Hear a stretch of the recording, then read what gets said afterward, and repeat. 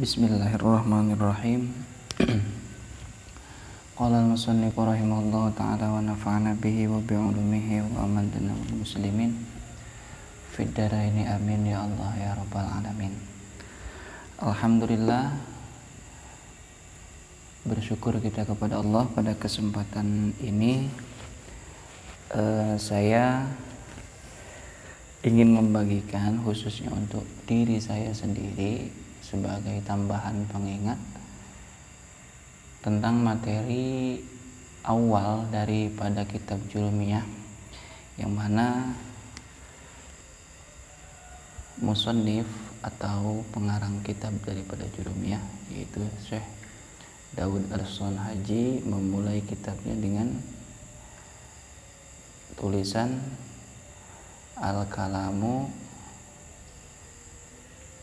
huwal lafzu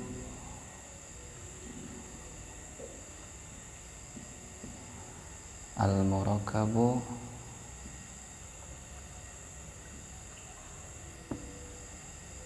al-kalamu huwal lafzul murakabu al-mufidu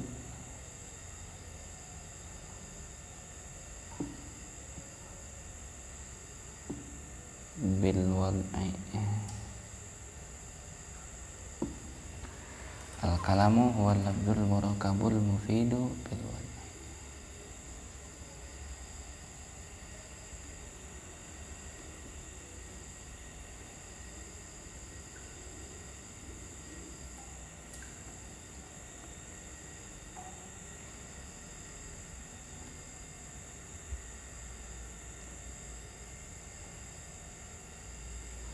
Baik. Kenapa diawali dengan kalam? Ya memang segala sesuatu yang berkaitan dengan bahasa itu dimulai dengan kalam, ya, kalam. Nah, makanya di sini Kiai Musannif atau pengarang kitab Syekh Daud Al-Sonhaji itu memulai dengan kalam. Otomatis kita sebagai para pembelajar ilmu nahwu akan disuguhkan dalam pembelajaran pertama yaitu tentang kalam, yang mana kalam itu sendiri yaitu al-kalamu huwa yaitu lafzu lafaz al-murakabu yang disusun al-mufidu dan memiliki faidah atau makna yang sempurna bil wad'i dengan menggunakan bahasa Arab. Nah, di dalam syarah Jurumiyah, wad'i di sini ada yang menafsirkan atau menginterpretasikan dengan bahasa Arab. Ada juga yang ulama berpendapat bahwa wad'i di sini adalah ja'lul lafzi dalilan alal makna, yaitu menunjukkan suatu ucapan kepada makna yang dimaksud. Jadi ucapan secara sadar, jadi keluar nanti tidak dimaksud kalam jika ucapan itu sebagai dalam keadaan tidak sadar atau ketika tidur kita bermimpi tiba-tiba mengucapkan sesuatu dengan kalimat itu tidak dimaksud dengan wadha' di sini. Baik, kalam, kita belajar kalam otomatis kalam ini tadi apa? Lafzu itu kalau di dalam syarah Jurumiyah adalah al-lafzu huwa as-sautul mustamilu ala ba'dil hurufil hijaiyah. Suara yang mengandung sebahagian daripada huruf hijaiyah. Kita tahu huruf hijaiyah dari alif sampai ya. Baik.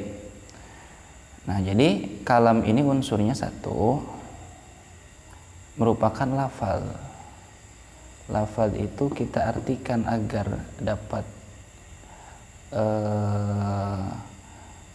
dipahami, khususnya bagi pemula untuk saya, seperti saya maksudnya. Lafaz itu kita katakanlah suara yang mengandung huruf hijaiyah. Nah, suara yang mengandung huruf hijaiyah.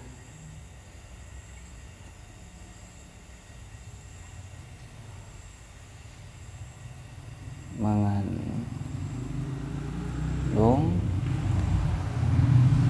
huruf hijaiyah. Nah, contohnya seperti apa? Misalnya dikatakan ini nama seseorang, misalnya Zaidun. Nah, ini kan ketika diucapkan itu mengandung lafaz, suara Zaidun, dan ia mengandung huruf hijaiyah, zai, iya, dan dal. Nah, keluar dari kata lafaz ini, jika suara yang keluar itu susah diinterpretasikan dengan huruf hijaiyah, maka tidak termasuk lafaz. Nah, contohnya seperti suara dentuman atau suara dari bedung, itu kan dur dur dur, susah untuk diinterpretasikan dengan huruf hijaiyah, maka tidak termasuk lafaz secara istilah. Selanjutnya yang kedua, yaitu kalam ini harus mengandung murakkab. Murakkab itu ma tarakaba min kalimataini fa aktsara. Ma tarakaba min kalimataini fa aktsara. Ma tarakaba min kalimataini fa aktsara, yaitu sesuatu yang tersusun dari dua kata atau lebih banyak daripada dua kata. Contohnya Zaidun qaimun.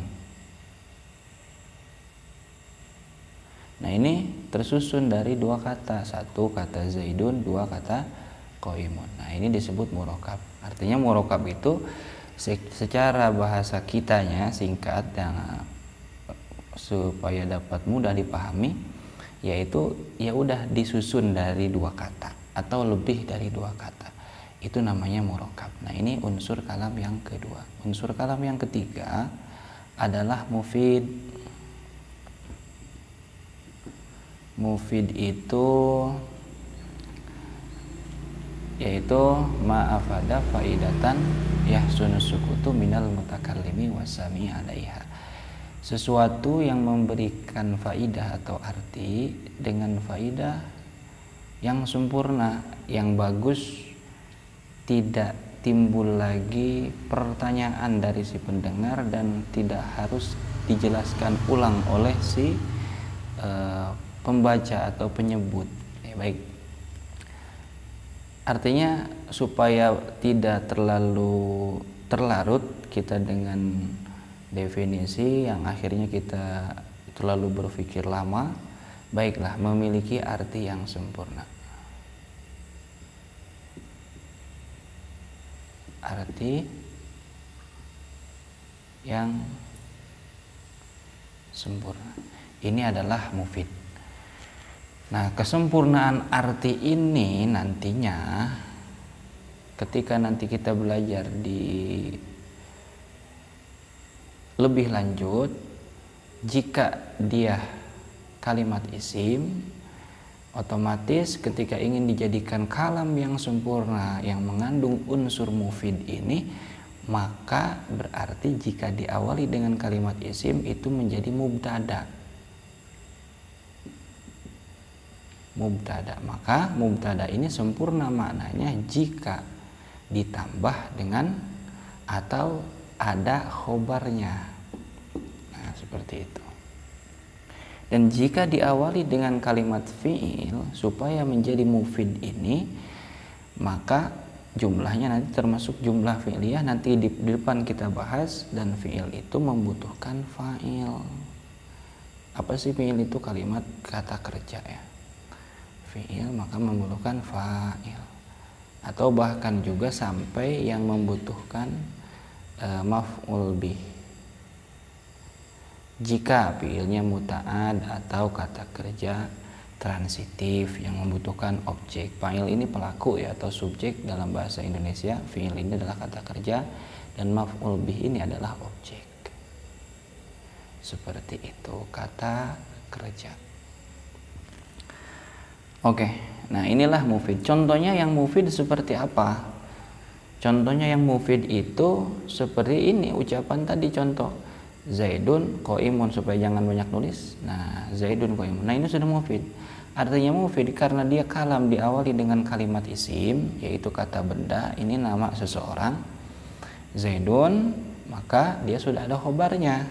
Jadi ini sudah sempurna. Ini mubtada, ini khobar. Zaidun bermula Zaid qaimun itu berdiri. Nah, jadi sudah jelas informasinya. Oh, kita mendapatkan informasi bahwa Zaid dari si pembicara ini dia sedang berdiri. Nah, seperti itu. Jadi tidak usah menanyakan lagi. Beda misalnya ketika ini, mohon maaf, ada juga yang belum mufid itu. Yang mufid itu adalah ketika syarat itu plus dengan jawabnya. Plus dengan jawabnya. Syarat plus dengan. Contohnya syarat seperti apa sih dalam tata bahasa Arab? Yaitu seperti kata ini, in koma Zaidun. Artinya apa? Jika berdiri, artinya jika berdiri Zaid. Nah, kata jika ini otomatis belum mufid karena ini syarat in, belum ada jawabnya. Nah, artinya belum sempurna itu si pembicara ini harus mengucapkan ulang. Nah, contoh ada seseorang yang berbicara kepada kita, jika berdiri Zaid, maka kita yang mendengar pasti bertanya, ngapain jika berdiri Zaid? Nah, dan si pembicara pun harus menjelaskan lagi. Maka misalnya, jika itu harus ada maka kesononya. Artinya itu belum mufid karena sesuai dengan ta'rif atau definisi dalam syarah jurumiyah. Ma'afada faidatan tamatan yahsunus sukutu minal mutakallimi, dari si pembicara, wassami'i dan pendengar, alaiha. Nah, jadi pendengar nggak usah menanyakan tentang informasinya karena informasi sudah terdengar jelas dan bisa dimengerti. Dan si pembicara tidak mesti mengulangi lagi ucapannya untuk menjelaskan pembicaraan yang masih terpotong, seperti contoh tadi syarat belum ada jawabnya. Nah, maka di sini kalau ingin dijadikan kalam, in koma Zaidun ini harus dengan ada kata misalnya in koma Zaidun faqoma amrun, umpama in koma Zaidun, jika berdiri Zaid, faqoma maka berdiri Amar. Nah, seperti itu. Nah, ini baru kalam yang sempurna karena unsurnya sudah ada syarat dan jawab. Ada syarat dan jawab. Kalau ini sudah ada mubtada, sudah ada khobar. Nah, seperti itu, sudah sempurna kalam. Kemudian syarat kalam yang nomor 4 yaitu wadha. Wadha ini adalah ada yang mengartikan bahasa Arab, mentafsirkan, menginterpretasikan dengan bahasa Arab. Artinya tidak dimaksud kalam, tidak termasuk kalam menurut ulama ahli nahwu ketika apa? Ketika dia itu tidak menggunakan bahasa Arab. Contohnya kita berbicara gini, Zaid sedang berdiri. Nah, bahasa ucapan kita Zaid sedang berdiri itu tidak termasuk kalam menurut ulama nahwu karena harus bahasa Arab. Dan juga ada yang menginterpretasikan bahwa wadha ini adalah ja'lul lafzi dalilan alal makna. Maksudnya menjadikan lafaz itu menunjukkan kepada maknanya. Artinya enggak asbun. Lafaz yang diucapkan itu secara sadar dimaksud juga maknanya. Contoh, orang sadar berbicara koma Zaidun, menginformasikan kepada kita koma sudah berdiri siapa? Zaidun, Zaid. Nah, itu kan ini apa? Yang diucapkan oleh dia sesuai apa yang ingin diberikan kepada kita informasinya. Beda dengan kalam atau ucapan orang yang sedang bermimpi. Misalnya orang yang bermimpi tidur, tiba-tiba dia itu kalau bahasa Sundanya gundam, ngomongnya gini, tiba-tiba dia ngomong koma Zaidun, orang yang sedang tidur, maka itu tidak dimaksudkan dengan kalam karena omongan dia itu tidak menginterpretasikan, tidak menunjukkan, tidak menggambarkan sesuai dengan pemaknaannya. Artinya apa? Karena tidak sadar, tidak memberikan informasi secara sadar. Nah, artinya itu tidak dimaksud dengan wadho. Makanya belum cukup ucapan dari orang yang bermimpi itu, ucapan nyata ya dari orang yang bermimpi, orang tidur tiba-tiba berbicara. Nah, itu belum termasuk kalam menurut ulama ahli nahwu. Jadi secara ringkas dan untuk kita pahami, kuncinya memahami kalam ini adalah apa? Sebuah ucapan lafaz murakkab yang disusun atau tersusun mufid, memiliki arti yang jelas, memiliki makna yang jelas, yang sempurna dengan bahasa Arab dan juga dimaksud. Nah, gitu. Jadi kalam itu apa? Kesimpulan yaitu kalam itu ucapan yang disusun memiliki arti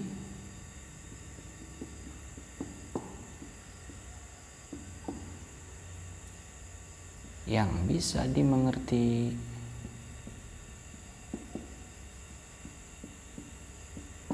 dengan menggunakan